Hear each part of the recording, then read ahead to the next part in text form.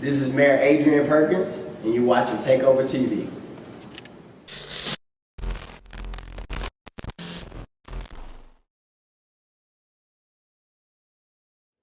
We got Mayor Perkins in the hot seat. That's it, man. That's it. I'm always in the hot seat, brother. Yeah, you know what? This ain't nothing new for you in the hot seat. Nah, you just gotta get used to it. Yeah. Because the reason it's hot, because you know you're an Army guy. That's it, man. Yeah, you know they prepared me for it. The Army prepared me for it. Right. What made you join the Army versus the Air Force? Man, so my oldest brother's in the Army. Uh-huh. I got two older brothers. My oldest brother Jeff is 9 years older than me. He joined the Army, so it's like one of the early seeds about thinking about the Army. But when 9/11 happened, I don't know. I just thought about the Army. I was like, I want to go and serve in the Army. I was at Shreveport at the time. I was a junior at Shreveport. 9/11 happened. Tuesday morning, saw it on TV, and that's when I just like made the commitment. I was like, I'm gonna serve in the Army. That's what's up. I was supposed to be in the Army. Really? No, what happened was the recruiter was on lunch. And For Army? For Army, he was on lunch break, right? And the Air Force guy drove up. He's like, man, who you waiting on? I said, I'm waiting on the Army recruiter. Yeah. He's like, man, here, come in my office. You can wait for it. Yeah. So he said, so what's making you join the Army? I was like, I just wanted to join the military. I just picked the Army because everybody was going to the Army. Yeah. Nobody from where I was from was really going into the Air Force. So he's like, man, let me open this, look at this book. And he was showing me pictures of different cars and women and stuff like that. Oh, man, that's such a recruiter story, man. I was like, women look like that now? He's like, Yeah, that's such a recruiter story. I ain't surprised by that at all. He said, you ain't sworn in yet. They're like, no, we just talking. And he's like, man, you know we make more money too. Yeah, I didn't know if that was true or not at the time. Yeah. A recruiter say that get you Saturday Night Live, man. Yeah, he got me. He got me. So, to the Air Force, I win. Man, hey, I appreciate you for your service, brother. And I appreciate you for your service as well. I appreciate you for your service. That's awesome. Awesome thing. So is that how you got involved into the Pat Tillman thing? I saw where you was married there. Yeah, Pat Tillman, the qualification for you have to be a veteran. Right. So I served my time, and I knew I was going to go to grad school. I didn't know, it was two options on the table. I could have went to grad school and went back to West Point to teach economics, or I could have went to grad school or went to law school and came home eventually a lot sooner. So when I was getting out of the military, I applied for the Tillman Scholarship, and they picked me. So it's been great, man. They give you, not only do they help you, it's a scholarship, they give you funding for grad school, but the network of people that you're associated with is just incredible. It's crazy. Right. Yeah, it's crazy. That was cool. Yeah. So what do you remember about, I know you deployed to Iraq and Afghanistan. Yeah. What do you remember most about those deployments? I don't deploy to the same places. Yeah, man, I would say my Iraq deployment, I remember the first time I went out on patrol, how nervous I was. Because you see CNN and you see all these explosions. And I was like 23, and I had a platoon of 30 soldiers that went out with me. And I remember I was so nervous. I was like, man, this vehicle gonna get hit with the IED, or we're gonna get blown up. And the minute I was like I opened the door, everybody had started to get out of their vehicles. We had got to the objective we were supposed to go. Everybody started getting out of their vehicles, and I was opening the door, and I could just keep seeing in my mind like this big explosion. Like as soon as I put my foot down, and clearly, I put my foot down, everything was fine. And I put one foot in front of the other, and everything was fine. We went over 100 missions there, deployment. But I remember that first one and how nervous I was, man. If somebody tell you they ain't nervous or scared over there, especially at the beginning, you get used to it. But at the beginning, I don't believe it. I'll put it that way. I ain't gonna call them a lie, but I don't believe it. Right, man. I think the most nervous I ever been in my life is going on the convoy. Yeah. That's the most nerve-wracking thing, like you said, because you don't heard of all the IEDs and all the convoys, the explosions and everything. Yeah, we were outside the wire every day. Just about every day in Iraq. So, yeah, that was it. Afghanistan, August is a morning in August, Sunday morning in August, and I was an operations officer for my battalion, and we ended up getting it was a direct hit. A rocket hit one of our fire direction centers and killed 3 of our soldiers. And that's like what I remember most about my time in Afghanistan. That's the memory that stands out the most. And I was just there a couple weeks before as an operations officer, I did a lot of battlefield circulation, so I went to check. And I was an artillery battalion, so we had firing points when we shoot artillery. And yeah, those firing points, I would go at one of our firing points, direct hit. So that was one of the rough mornings. Yeah, we finna switch gears. Okay. Because you got LeBron over Jordan. I did. You gonna have to explain this one to me, man. You gonna have to explain this one. It's not even close to me though. Like it's not close, man. Like and trust me, I put Jordan at the number 2 spot. I put him at the number 2 spot. But man, Such blasphemy. Hey, and trust me, right? Like I grew up, I've been the Jordan era. You know what I'm saying? Growing up, I get it. But watching LeBron, man, I think we don't. I really hope people appreciate what we're watching in him. If you look at the numbers that he puts up. It's incredible. What he does on the court is incredible. Obviously, Jordan got the stat column with championships, but it ain't even over yet. You know what I mean? LeBron was just named Western Conference Player of the Week. You know, I mean, the numbers he putting up is crazy. But I will, and let me be frank, and this is something I ain't never really touched on. Okay. One thing that gives LeBron points, and some people might say it doesn't count, is what LeBron does off the court too. I'm gonna be honest with you. What he does off the court, what he does with children in school in Akron, what he does for his hometown. You know, he's unapologetically black. And he supports people that are vulnerable and in need. It ain't just about him. And I never saw that philanthropic side out of Jordan. You see it a little bit now. No, you didn't. Yeah, you didn't see that. You didn't see that social side. And I gotta judge the whole person. You know what I mean? If I put somebody up on a pedestal, I know kids gonna be looking at that person. I want to make sure they're more admirable than just what they can do with a basketball. So I'll be honest with you, that goes into the equation a little bit for me.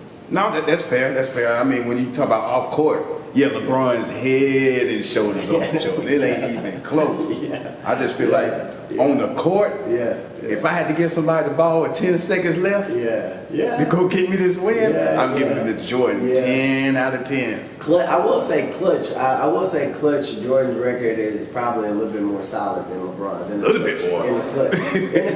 In the clutch is a little bit more solid. But yeah, like I said, I gotta look at the whole person. If you look at total, you know, the whole person, okay. Yeah. Okay. Yeah. If we're including everything in there, I can see it. Yeah. I can see it. But if we were just talking about just straight basketball, nah, I can't see it. I can't. Because to me, I weigh heavy on what you do in the postseason. Yeah. Now, LeBron, he's going to get to the finals, what, 8 times? Yeah, he done been to the finals a lot. I got to give it to him on that, but Jordan's perfect. Yeah. 6'6". Yeah. But you got somebody put it like this though. You can't credit Jordan for only.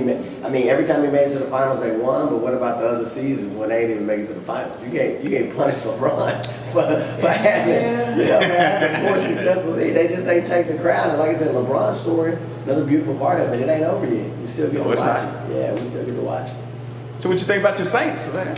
Man, I'm loving it. For a Louisiana football fan, it's a great year. Oh boy, perfect year for y'all. Yeah, it's a great year. Watching Drew break the record the other day, watching what Michael Thomas is doing is crazy. Yeah, man. I mean, Kamara's an animal. It's just a complete team. The defense playing. Usually, you'd be so worried about the defense with the Saints. Except against San Francisco. Yeah. But you know what? I mean, talking about the NFL. I mean, you know, I love what the Saints doing. I'm putting us in the Super Bowl, but man, Lamar Jackson, what he doing this year is off the charts though. And I love to see it because I love the people. I love when people are doubting. You know what I mean? The naysayers are like, oh, he ain't gonna transition to the NFL. Well, he run too much and all this other stuff. When he's too small. When he was in college at Louisville, he was a beast, and you still have people saying, oh, this. All the teams that passed him up. Recently there's been a picture circulating. Him and his mom on draft day, and his mom got her arm around him and his head down because how many times he was passed up. So watching that is pretty cool too this year. I ain't gonna lie to you. So you predicting the Ravens and Saints Super Bowl? Is that what you're saying? Do we got that on record? I think those. Yeah, I think those. Yeah, those are the two teams that can win it this year. One of those teams will walk away with the Super Bowl. How's that meeting with the owner? Miss Benson. Yeah, Miss Benson. Man, she's it was a great meeting. She's super sweet lady. By the end of the meeting, I convinced her to say that I'm my favorite mayor. You know, but really, man, I went down there to talk to them about opportunities. I told her that the fan base up here is growing. You know, I grew up here. you grew up in East Texas, so you probably automatically had to be a Cowboys fan. But up here, growing up, Cowboys is winning, so there was a lot of Cowboys fans in Shreveport. Don't let them fool you. Oh no, there's plenty. Now the Saints are winning, so it's a lot more Saints fans. So I was down there talking to them about there's a growing fan base up here and telling them, you know, if they did things within Shreveport, summer camp, whatever have you, preseason game, exhibition game, preseason game, that they could definitely, you know, broaden their fan base. So I was just talking to them about that. And she brought up the fact that, you know, 2 years ago when they were trying to bring a G League team up here, because, you know, the Benson family owns the Pelicans and the Saints. Right. You know, the deal fell through. The community kind of rejected what was on the table. And I could tell they still had a bad taste in their mouth, man. Right. Yeah, I can really tell. So I'm going to keep working it, though. I'm going to keep working it. Lines of communication open. Like I said, we got a good relationship. I saw her, I think I saw her at a Saints game. I saw her at a Saints game about a month, like 2 months later too. So we still see each other out and about and talk. So lines of communication open. I'm gonna keep working on it. Yeah, tell her to send Takeover TV a couple of tickets. Yeah, we come see the Saints. We ain't got no problem. I got you because I can't take tickets, so somebody got to get. So I tell her that. We'll take it. Yeah, we'll take it. Man, what you think about Tre'Davious White getting to his first Pro Bowl? I love it. I love it. I was talking to Trey last night, just telling him, hey, how proud we are down here. He got a city behind him, man. It's incredible. And I mean, talking about kids in the future and what they see, Trey's a great example of it, man. Trey ain't forgot about Shreveport. You know, off-season Trey always here. Trey, and you know, he'll ride in the Cooper USA parade. He always in his neighborhood. Always repping Shreveport while he going to games and everything. So, man, it's beautiful. It's great to watch his career develop. This one Pro Bowl of many, I'm sure. So we excited about it. And I know you're excited about LSU. Especially when y'all beat up on my Longhorns this year. I was at that game too. I didn't appreciate that. Yeah, I was at that game too. I'm a big football fan, and but you know what? The UT played good that game. They kind of fell off after that, man. But yeah, I mean, I'm loving LSU. Obviously, Joe Burrow is killing it. I mean, the amount of trophies this man got, and I think it's deserving too. One of the NFL spectators the other day said, "Let's be clear. This is an NFL quarterback playing in college. Like that's how, you know, how much he's involved and how mature he is on the field." So, I mean, you got Hilaire, you got Chase, you got Jefferson. I mean, it's a complete team. You got Delpit on the other side of the ball, it's a complete team. Yeah. I predict they will beat. Let's see, they're playing Oklahoma, right? Y'all gonna beat them down. I can't stand OU, so y'all do me a favor, beat them by 50. You're a UT fan, of course you can't. You don't like OU. Yeah. I can't stand the sight of them. Yeah, that would be like me liking Alabama. Man. Right. And I think y'all would beat Clemson in the national championship. I agree with you. I think that's gonna be the matchup too. I agree with you. Yep, our brackets look the same. Yep. Y'all gonna beat Clemson. I say LSU by 10 over Clemson. I'll take that. Yeah, I'll take that win. Yeah, I'll take that win. Yeah. Oh, yeah. So, on the average day, what does Mayor Perkins listen to in his car while he's traveling? Man, that's why I was literally thinking this morning. I was working out at the gym, and I was thinking this morning if I should put out a playlist. Because a couple of days ago, I put out a book list that I read. I think you got to play a Mayor Perkins playlist. I was wondering if I should put out a playlist. Man, I listen to everything now. I listen to everything from... like Jay and J. Cole, Jay-Z. I've been listening to the Baby. I listen to I listen to everything. You'd be surprised, but I listen to everything. Lizzo, man, even Lizzo album. I'm feeling the Lizzo album.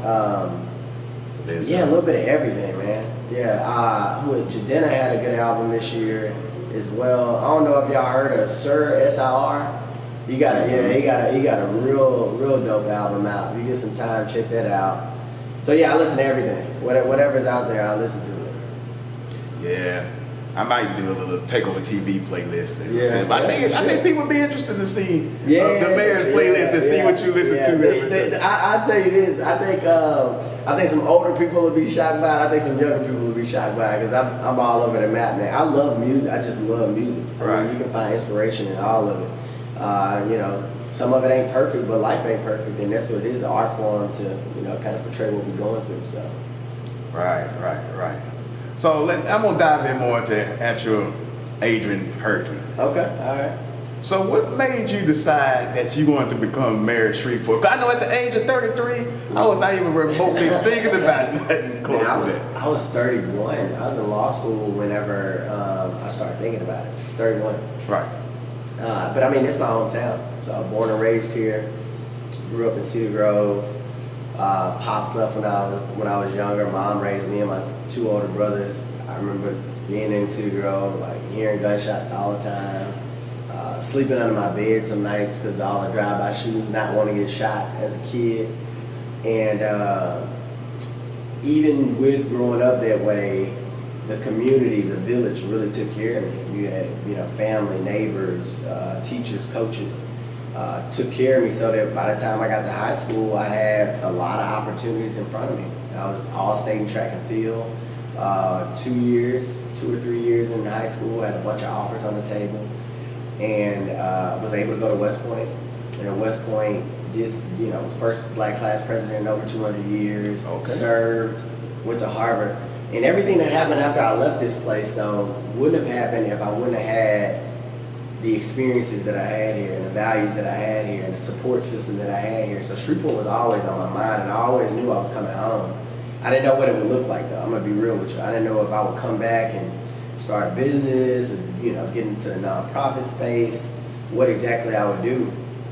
And I was in law school, and I had an opportunity to go to LA and Chicago. I was working for this corporate law firm called Sidley Austin. Mm-hmm. So I got offers to both. So I'm thinking, and it's a lot of money on the table, you know what I mean? And I'm thinking about that, and some people from home reached out, and they knew I always wanted to come back home, and they was like, what about you running for mayor? You should consider running for mayor. I was like, man, I don't know about that, I don't know if it's time for that. So I said, I'll make a deal with you. I'll go and try out the corporate law firm life. So I went out this summer and worked at the firm. And then I'll go and I'll talk to the community and see if they got an appetite for change. If they had an appetite for a younger mayor, I was the second youngest mayor in Shreveport history. So man, I came back and it was overwhelming support. People wanted something different. So I said, I'm gonna toss my hat in the ring, and I want to help out my hometown. In addition to those phone calls I got, the reason why I wanted to come back is because I was looking back and I'm like, man, crime's still, we have a lot of the same crime problems we had when I was growing up. Right. There is a lot of the economic opportunities ain't the same either, though, and they're worse. You had the GM plant, a bunch of big corporations left, and it really took out the middle class here in Shreveport. So outsourcing happened, they were shipping all the jobs overseas. And then you got automation now, so technology is wiping out jobs, and we haven't really had a plan to get those jobs back. So, the safety part, the jobs part, and then just as far as how we use technology overall as a city, I wasn't seeing us making the upgrades that I see in Dallas and a bunch of other, I lived in Savannah, Georgia, and outside of Nashville, and I'm watching all these other cities make these upgrades, and I'm like, we haven't done that yet. So, and that was a part of my calculation, what I could bring to the table, my experiences, what I saw, and my education as well. At West Point, I majored in economics, and at Harvard, I kind of focused on local government law and technology. So I said, hey, let's try it out, man, and I did it. So that's how I was thinking about it. And I know it's crazy. You look back on it, and I was 32 when I was 33 when I was sworn in, but you look back on it, and it's a blessed life. It's no doubt about it. The fact that I get to come and work hard for my hometown every single day. Right. Yeah, it's a blessing, man. Right. So how you feel about your first year? I'm good, man. I really do. It's and I'm not gonna lie, man. It was tough. I tell people first. I say this is the hardest job I've ever had. I believe it. But the second thing I immediately follow up with is that this is the best job I've ever had too. So the first year, man, it's tough because you got to learn a lot. Right. You got to learn. Not only are you learning a lot, so you got to learn city government. Period. So you got to learn the city charter, the rules, and then you got to learn what's all within city government. I have 3,000 employees. I have 13 departments. You got multiple divisions within those departments. So you got to make sure you got to learn where everything is, the money, everything, the budget. I have a $220 million operating budget. I have a $300 million capital budget. So you got to make sure you know where everything is. So learning, but then you got things that you just don't calculate. that you got to deal with at the same time. It was about a little over a week in office when we had a police officer killed. Right. Payne was killed. So you got, I went and spoke at the funeral. So you got a community grieving, you got a community talking about public safety, and you got to provide calm to it. So not only are you doing the technical part and you're trying to understand this big behemoth of a government, but at the same time you got to be a consoler for the community. You got to be a cheerleader for the community at times.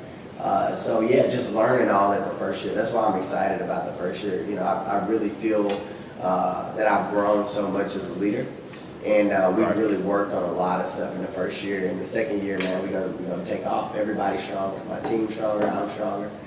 So yeah, second year, third year, we're really looking to take off. Now I know the bond vote was very important. Mm-hmm. Of course, it didn't get passed. Yeah. Why do you think that why it didn't get passed, and then since it didn't, I mean, what's next? Well, I mean, we can go back out for it. The Louisiana Constitution says you got to wait 12 months to go back out for it. We're gonna wait a little bit longer. Okay. And it didn't get passed. I say there's a lot of things to go into why it didn't get passed. When I went out to the community and I did these town halls, 70 to 80% of the questions that I answered was about past administrations and past government transgressions. Mm-hmm. So there's a general distrust historically for the city of Shreveport's government about these things. People just didn't believe that they were going to get what they were voting on. There's a general distrust in government nationally as well, and just government. So I think that was at play. That was at play big time with this. Another thing at play, you got people in this community that literally profit off of division and us not progressing. They want things to remain exactly the same.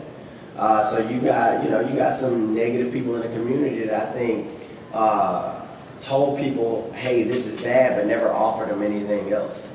So I think that was some of the noise that got introduced into it. And as far as us going forward from it, and democracy, you got to respect democracy. Sometimes it cuts with you, and sometimes it cuts against you, but it's what the people want. So going forward, it gives us an opportunity to continue to listen. We'll continue to educate people. But I think people will see that those negative people, those naysayers, didn't have the best interests of the city at heart. As they continue to drive on the roads and we won't have enough money to do a major overhaul and repair, as we continue to experience, crime to a degree, knowing that, hey, that police substation could have been parked right here on this block, a couple blocks over. I think that the people, when we go back out for it, I think we'll be successful. I think so, and I hope so. Yeah. And I did vote yes. Well, I appreciate it. I appreciate the support. I need everybody to vote, and support this next time we roll it out. Right. Another thing that happened, as my coworker told me, ask you about this. When President Trump came to town, there was some controversy over there. So what was the exact?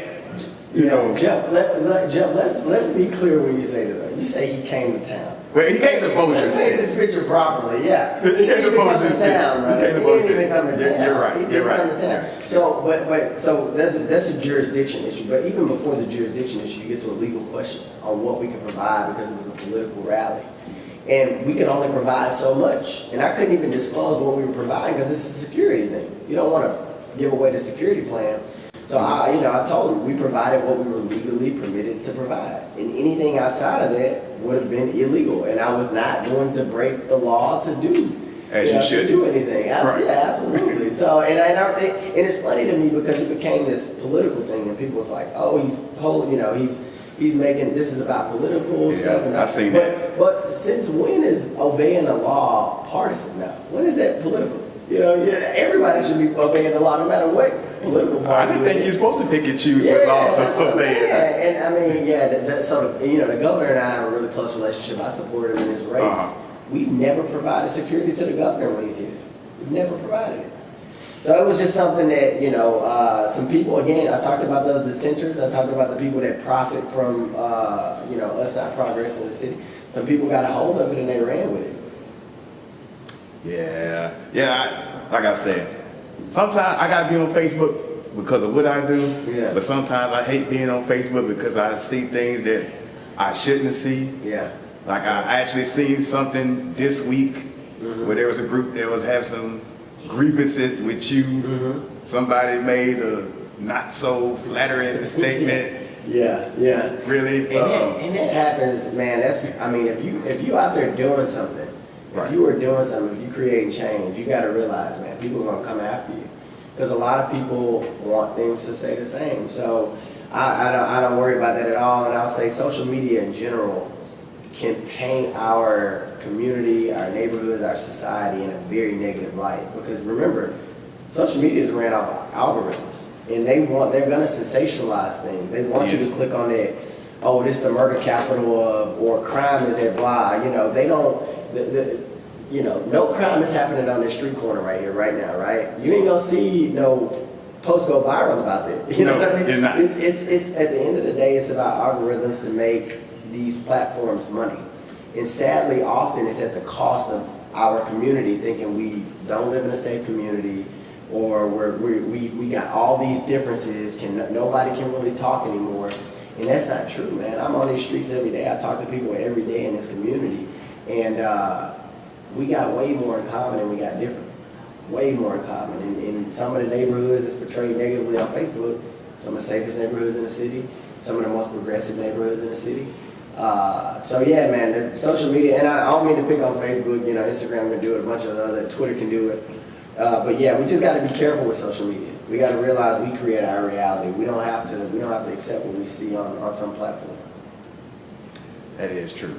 How that algorithm works and what it's going to put out, what they want to put out, and what they want people to see to influence the people to feel a certain way. And remember, they ain't got to deal with the consequences. Like I said, these companies based in California, you know, they making crazy money in California. They ain't got to deal with the consequences of what happens right here in our hometown. Right. You know, I need to get me a wish list for the mayor. I need some fiber optic internet. That's what I need. Yeah, we're working on that too. We are working on that. We are working on getting universal broadband here in the city. We're working with a bunch of telecoms. I met with the CEO of AT&T back in March. Talking to some other telecoms right now, T-Mobile, some other places. But this 5G rollout, everybody's investing a lot of money right now in infrastructure. So if we can be a part of that as a city, our responsibility is to make sure that it's dispersed as equitably as possible. So when you just leave it up to the private sector, a lot of times they only put it in the rich neighborhoods where they can charge a lot of money, you know, and make a lot of money with subscribers to pay for their infrastructure. And the poor neighborhoods will be last, and sometimes they never get covered at all. As a matter of fact, if you did a map overlay of where there's high-speed internet offered and where they're in the school districts, the grades of the school districts, the A-B schools are all in areas that have broadband internet access, high-speed internet access. The DF schools are in areas where there's like limited to no internet access. So as a government, it's our responsibility that as they do these rollouts to make sure that everybody gets an opportunity to participate and it's affordable, you know what I mean? Right. So when you're not on duty, off duty. Yeah. What do you like doing in your spare time? I know you say you work out. You know, what do you do to pass the time away? Man, that's it, man. I work out. So I try to work out about 3 to 5 times a week. You know, I'll get up in the morning and go. Sometimes I go at night, not that often. I try to work out, and I also on the weekends I'll play basketball with a bunch of my like family friends. I golf sometimes on the weekend, just whatever to kind of break up the work. You need to step away. As much as I love it, and you know, they're saying you never work a day in your life if you love what you do. As much as I love it, I still need to take mental breaks from it so that I can reset and look at problems from a different perspective. So I do a lot of sports, a lot of activity. I read a lot. I probably read a couple books a month. And yeah, man, just spend time with friends and family, people that won't, you know, talk to me about the job. Right. Yeah. Right. I know you're busy, man. This is gonna be my last question. Okay. Yeah. What we got? We're gonna go back to the NFL one more time. All right, let's do it. All right. Who's the GOAT quarterback? Oh man, the GOAT quarterback. So, and I'm gonna say this, and it's kind of like the Kobe thing, but the GOAT quarterback, I gotta give it to Tom Brady, man. What? I gotta give it to Tom Brady. And I do not like Tom Brady. I'm be real with you. I'm not a big fan of Tom Brady. But again, you look at the numbers and it's crazy. I was at a table last night and I was with some Saints fans. And I was like, man, it's debatable if Drew Brees in the top 10. I think that's crazy. Drew Brees is easily in the top 5 to me. Yeah, he's top 5. Yeah, he's top 5 to me. But yeah, Brady, man, what he's done, and I mean his body of work, right, from the whole thing. And I mean he got a story behind him too. You know, right. Another person people doubted, didn't think he could do what he was going to be able to do. So yeah, I got to give Brady the throne on that one. You know what? The next time you see Marcus Mitchell, yeah. I want you to tell him that because I told him the same thing. I will. He didn't believe me. Man, I lived in Boston and Patriots fans, they can be so annoying sometimes too. But like I said, I got to tip my hat to them with it. I mean, what they've done has been incredible. Oh yeah. I'm this pretty year, sure the Saints, we getting our Super Bowl this year, though. The Saints getting our Super Bowl this year. I don't know about that one, man. I don't know about that one. But we'll see.